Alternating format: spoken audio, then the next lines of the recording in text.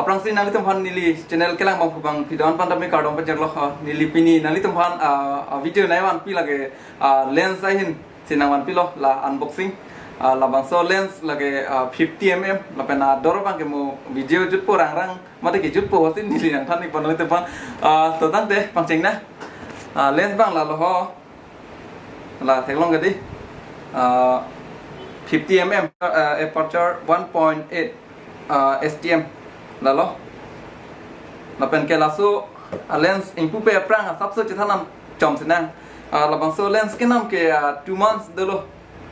mate chikloyon ni dulu atame nili impu pe pin la nili methang le nam dam dali da nili jirpo gorti ke dam purchit si nili jirpo phanti panam dam lo lapen tangka bang pate ala online page si page lo online page asi nilijir putum khuli lo thai po tame nili bang khuli le pila non si ka khuli la nang litum phana pak lang pon rom lo puleyo lang ropet na sabsu I story mate la bang so lens ke nam dam alam nang thanik lo chekloyon ni do lo tame nili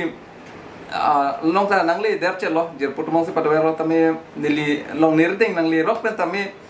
nili unboxing te kosong people unboxing se dat pelotang te apor celong ige dalon nili tame hin kedam kam sabsu side do chat ma tang te amat dat dipurum cebang si nili yo la unboxing pin popular ang litum benang lang no nili unboxing po khuli la bon la impu lo tame impu lo tame nili ba impu pe na jir poto impu lo la ke nam tam lo mo adak la nang ko imade di la si non nang litum mathing no nili pak la ipo lens bang ke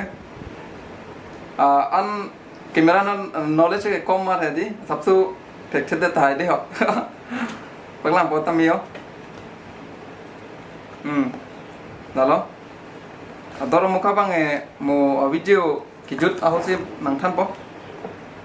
dak to lo ador kan neta la lo lens bang ke lens bang bi hekta hai tame ke blur na thu ke blur lo lage lapen video ahin nathu mechat mio video nathu photo pente video si meji ta hai bangso lens bangke link po ninga rong pilo nilda la bangso lens kayus tulong po por mate kachenam tulong po nili la ho jo masabet tame langrop nang melo so lens han kala birik man han le birge bihek tame sodak proposal se lage alen bai bihek tame me ulo quality bangke la non nili use bomb te la si double thong ke ba apu adina lang lage ke me hala penle mathang plote la sabsu meche di tang te la impuna po abai bihek yo dalo Canon 50 mm yo quality tu ke ingray kling lo lage kam yo photo la pen abisi ke video si image video phan yo penangan teme lasi use bang on lo 50 mm la lo han ke pipilo dang lai tun lang tla na ke la cho lo yo pull up lo avde lo pull up pena price bang ke ladak tok lo ini bang lampo 8,995 online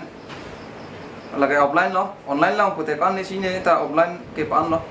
na thenglong lo gadi la lo jadi la si non prang pen bang ke ningarong lo athe people lo ningarong lo pula tang te di tame sabsu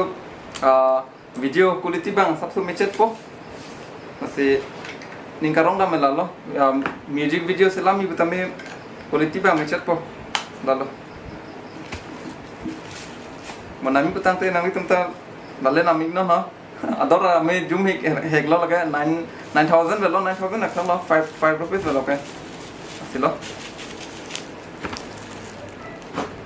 nasi lada labang so lens